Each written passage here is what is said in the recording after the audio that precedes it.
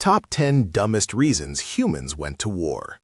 History books like to tell you that wars are fought for freedom, sovereignty, or complex geopolitical shifts. But honestly, humans are petty, and not all wars were fought for a noble cause. In fact, some of them were actually pretty dumb. Today on Unserious History, we're counting down 10 wars that prove humanity is capable of starting a literal apocalypse over the most minor inconveniences. We're talking war fought over buckets, pastries, and a very confused dog. Let's dive in. Number 10. The Bucket List from Hell. Imagine dying for a piece of hardware that costs $5 at Home Depot. In 1325, the Italian city-states of Modena and Bologna were already frenemies, but things peaked when some Modena soldiers snuck into Bologna and stole a wooden bucket from the town well. Bologna didn't just file a police report, they mobilized an entire army of 32,000 men to get their bucket back. 2,000 people died in the resulting battle. The best part? Modena won, kept the bucket, and they still have it on display in a bell tower today. 7 centuries later, and the level of petty is still off the charts. 9. The world's most violent Yelp review. In 1838, a French pastry chef named Remontel was living in Mexico when his shop was looted by some rowdy officers. Remontel wanted 600,000 pesos in damages, which is a lot of croissants. When Mexico basically told him to get baked, he complained to the King of France. Now, King Louis Philippe was clearly looking for any excuse to be dramatic, so he sent a literal naval fleet to start blasting the city of Veracruz. Imagine a war starting because someone messed up a bakery order. It's the most aggressive, "can I speak to the manager?" moment in human history. 8. The Emu Guerrilla War. In 1932, Australia decided to go to war against birds, specifically 20,000 emus who were eating all the wheat.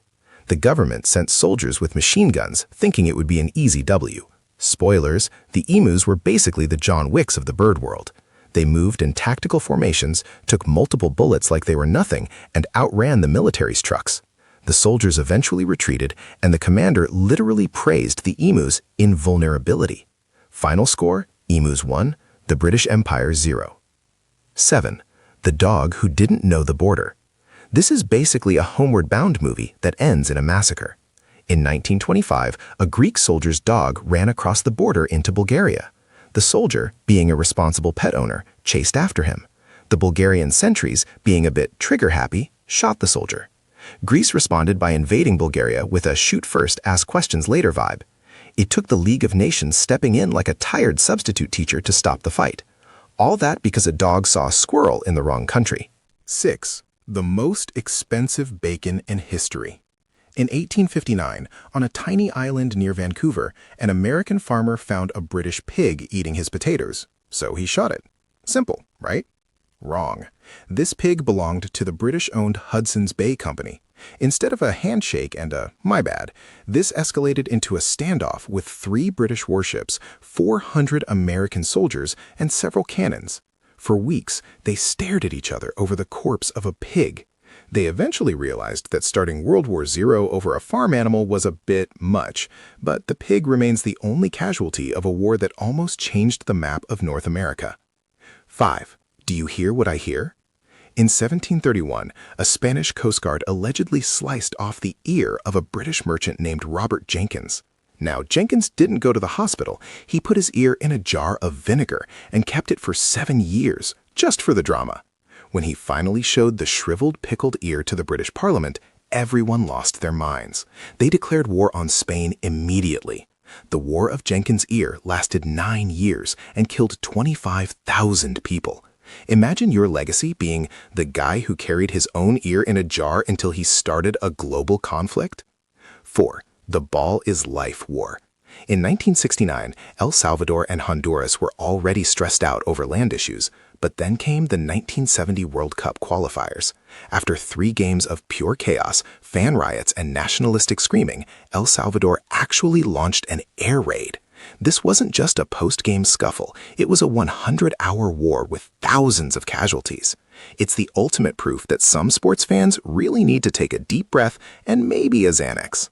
3. The Great Soup Tragedy. In 1784, the Holy Roman Emperor Joseph II wanted to flex on the Dutch.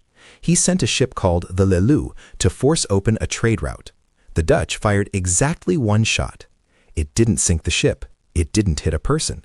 It hit a soup kettle on the deck. The Imperial crew looked at their destroyed lunch, decided they weren't paid enough for this, and surrendered on the spot.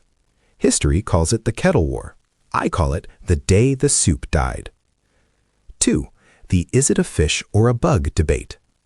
In the 1960s, France and Brazil nearly traded blows over lobsters. Brazil said lobsters crawl on the seafloor, so they belong to Brazil. France argued that lobsters swim, making them international property. This actually led to both countries sending warships and carriers to the coast. They spent months arguing over the biological movement of a crustacean, while their sailors were literally ready to fire missiles. Eventually, they settled it with a treaty, but the do lobsters have legs or fins debate almost started a nuclear-era naval battle. 1. The furniture fiasco. In 1900, British Governor Sir Frederick Hodgson went to the Ashanti Empire, modern Ghana, and demanded to sit on the golden stool.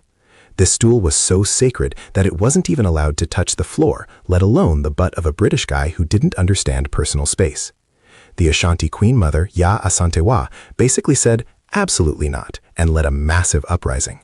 Thousands of people died because one man couldn't resist the urge to sit on a piece of furniture that clearly had a "do not touch" sign on it.